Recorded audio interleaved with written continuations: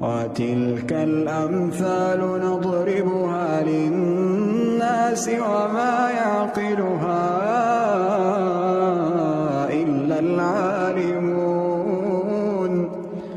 خلق الله السماوات والأرض بالحق إن في ذلك لآية للمؤمنين. أتل ما أوحي إليك من الكتاب وأقم الصلاة إن الصلاة تنهى عن الفحشاء